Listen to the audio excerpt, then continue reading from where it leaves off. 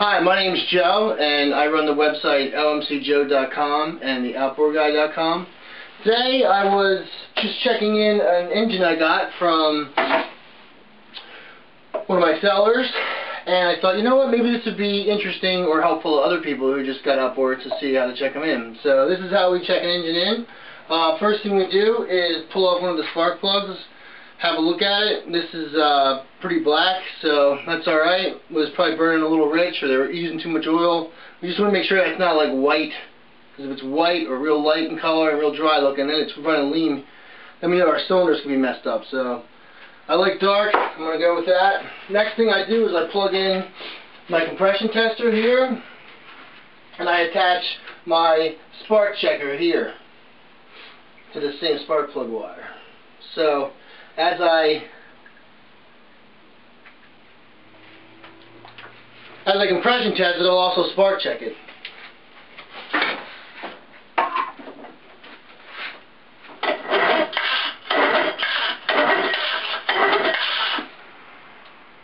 Now, there is no spark in the first plug hole. And our compression is, looks like it's about 65. I'll give it a few more pulls.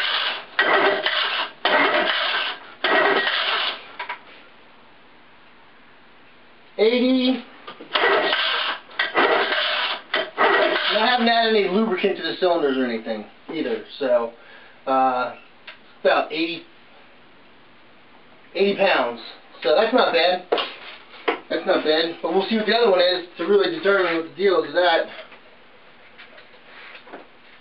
Going to return the top plug.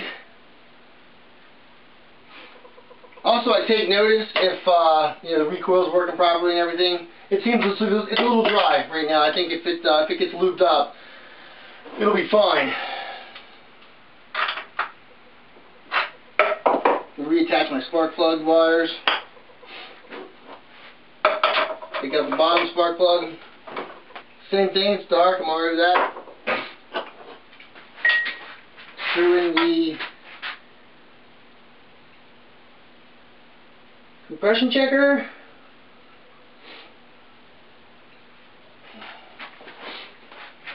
Attach the spark checker. Do some more pulls. I'm just going to spray this real quick with a little lubricant here, because I'll bet you if I pull it a few times and let that get into the spring, it'll be fine.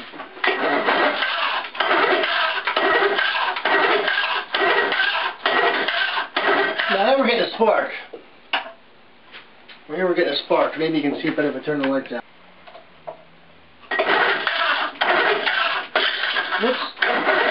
See? That's jumping a pretty good gap there. So, and it's a nice bright blue flame, or white, so that's good. If it's like a yellowish, orangish, that means you need to address it. But since there was no spark in the other cylinder, we're going to have to open it up anyway. And it looks like we got 90 pounds in this one. So that's 10 pounds difference. That's not good. So what we'll do is we'll lubricate it.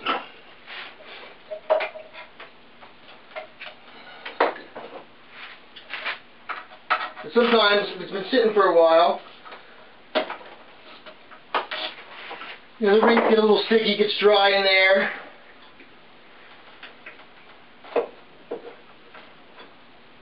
But I like to do it once without lubrication, how it is, before I add lubrication. So, one little stuck ring or something, and you unstick it, make a big difference.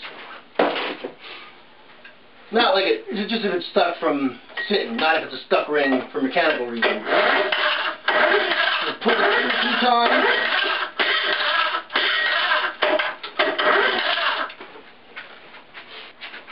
Put the spark plug back in the bottom. Reconnect it. We might pop a couple times when we do this, so what I'm going to do is I'm going to put my spark checker back on this top one and check it against something else to see if I just didn't have a good ground or something. Then I'll put my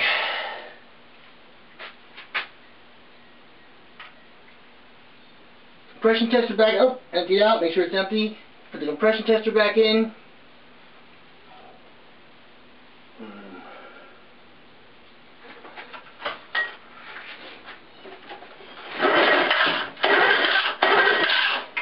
Alright, so now we have like about 112 pounds, 112 pounds or so.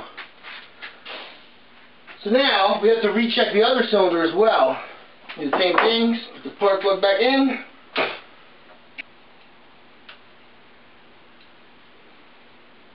Now if the second one is within 5 pounds of the first one, it's good. Yeah, so now we're going to test the other one with the oil in it, and if it comes within 5 pounds of our first test, then we know the block's good. Otherwise, further investigation is required. 90 something.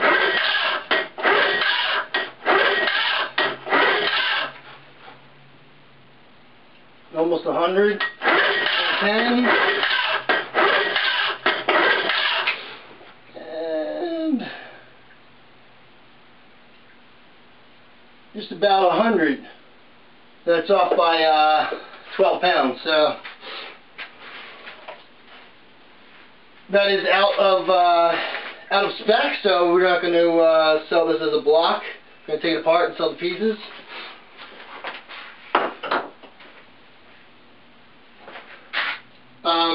Yeah, I'm a little disappointed.